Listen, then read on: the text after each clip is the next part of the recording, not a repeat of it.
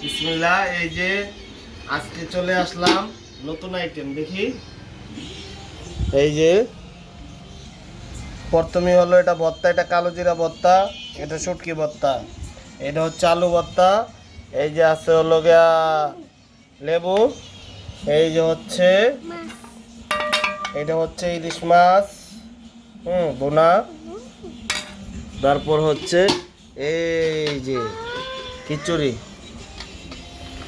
খিচুড়ি আজকে।